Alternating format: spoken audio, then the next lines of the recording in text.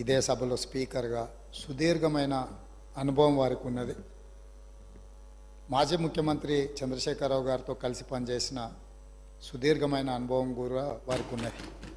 అయితే ఇక్కడ వారు కొన్ని విషయాలు మరి సందర్భంగా గుర్తు లేదో రాలేదో నాకు తెలీదు. వారికి మీ ద్వారా గుర్తు చేయదలుచుకున్నాను.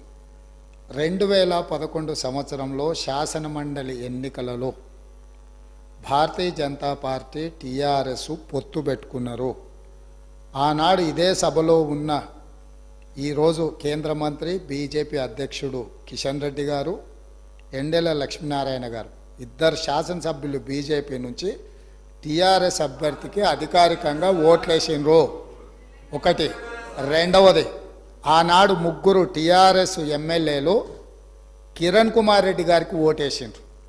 ఆ ముగ్గురు ఎవరే అంటే ఏనుగు రవీందర్ రెడ్డి గారు, కావేటి సమ్మయ్య గారు, కల్వకుంట్ల విద్యాసాగర్ రావు గారు. ఆ ముగ్గురు టీఆర్ఎస్ అభ్యర్థికి ఓటేయకుండా కిరణ్ కుమార్ రెడ్డి గారికి మద్దతు ఇచ్చినందుకు చంద్రశేఖరరావు గారు వారిని పార్టీ నుంచి బహిష్కరించడం జరిగింది. ఆ సందర్భంగా ఎమ్మెల్యేలు ఏం చెప్పిండ్రంటే, అయ్యా మీ అల్లుడు గారే మమ్మల్ని ఇక్కడ ఓటేయమని చెప్తే మేము పోయి అక్కడ ఓటేసినాము, ఓటేయమన్న మీ అల్లుడినేమో ఇంట్లో పెట్టుకున్నావు, మమ్మల్ని పార్టీ నుంచి ఎట్లా బహిష్కరిస్తావు అని వాళ్ళు మాట్లాడడంతో తిరిగి 2014లో వారికి టికెట్లు ఇవ్వడం జరిగింది. నెంబర్ 1. నెంబర్ 2, 2014 నుంచి 2023 వరకు పార్లమెంటులో ఏ సందర్భం వచ్చినా అధికారికంగా అక్కడ రికార్డులు ఉన్నాయి. కావాలంటే వారి పెద్దలు పోచారం శ్రీనివాసరెడ్డి గారు, నామ నాగేశ్వరరావు గారికో లేకపోతే కేశవరావు గారికో వారు అడిగితే ఎన్ని బిల్లులు వచ్చినప్పుడు లోక్సభలో కానీ రాజ్యసభలో కానీ వారు ఎవరి పక్షాన నిలబడి ఎవరికి మద్దతు పలికినరో అక్కడ సజీవంగా సాక్ష్యాలు ఉంటాయి. 3 తలాక్ కావచ్చు, 370 ఆర్టికల్ కావచ్చు, రైతు వ్యతిరేక నల్ల చట్టాలు కావచ్చు, జిఎస్టీ కావచ్చు, నోట్ల రద్దు కావచ్చు, ఇట్లా చెప్పుకుంటూ వెళ్తే కొన్ని వందల బిల్లులు లోక్సభలో రాజ్యసభలో వచ్చినప్పుడు టీఆర్ఎస్ పార్టీ స్పష్టంగా ఒక సందర్భంలో రాజ్యసభ సభ్యుడు అక్కడ బిల్లు ఉన్నదంటే ప్రత్యేకమైన విమానం వేసుకొని పోయి మోడీ గారికి అనుకూలంగా ఓటేయడం జరిగింది.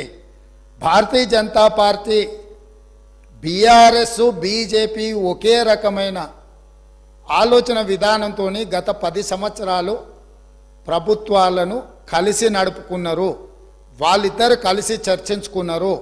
ఇంతెందుకు వాళ్ళ పార్టీ అంతర్గత విషయం ముఖ్యమంత్రి గారిని మార్చాలని ఇక్కడ చాలామంది మాజీ మంత్రులు చంద్రశేఖరరావు గారిని దించేసేయాలి, తారక రామారావు గారిని ముఖ్యమంత్రిని చేయాలని చెప్పి ఆ మంత్రివర్గంలో ఉన్న వాళ్ళే చంద్రశేఖరరావు గారి మీద అవిశ్వాసం ప్రకటించి తారక రామారావు గారిని ముఖ్యమంత్రిని చేయండి అని వాళ్ళు మాట్లాడినరు. వాళ్ళందరూ ఒత్తిడి తట్టుకోలేక చంద్రశేఖరరావు గారు వెళ్ళి నరేంద్ర మోడీ ప్రధానమంత్రిని కలిసి నేను అక్కడి నుంచి మా వాళ్ళు తప్పుకోమంటుండ్రు, తప్పుకుంటా తారక రామారావు గారిని తెలంగాణ రాష్ట్రానికి ముఖ్యమంత్రిని చేస్తా, మీరు నాకు అనుమతి ఇవ్వమని అడిగినరని, నేను వారసత్వ రాజకీయాలు లేకపోతే రాచరికాలను నేను సమర్థించను, నేను వ్యతిరేకిస్తున్నా, అది ఎలా సాధ్యమో అని నేను చంద్రశేఖరరావును నిలదీసినని భారత ప్రధానమంత్రి తెలంగాణ రాష్ట్రానికి వచ్చినప్పుడు స్పష్టంగా ప్రకటన చేసిండు. ఇప్పుడు పెద్దలు శ్రీనివాసరెడ్డి గారిని నేను అడుగుతున్నా, మీకు ఎలాంటి సంబంధాలు లేకపోతే, అనుబంధం లేకపోతే, ఆయన అనుమతితోనే మీరు నిర్ణయాలు తీసుకోకపోతే మీ పార్టీ అంతర్గత వ్యవహార ముఖ్యమంత్రిని మార్చుకోవడం అనేది, అట్లాంటి విషయం కూడా మోడీ గారి అనుమతిని అడిగిందంటే మీ బంధం ఫెవికల్ బంధం. ఒకవేళ మీకు కేసీఆర్ గారు చెప్తుండ్రో లేదో వాస్తవాలు ఒక్కసారి ఇప్పుడు నేను చెప్పిన చరిత్రను మొత్తము వారు తెలుసుకోవాల్సిందిగా నేను కోరుతున్నా.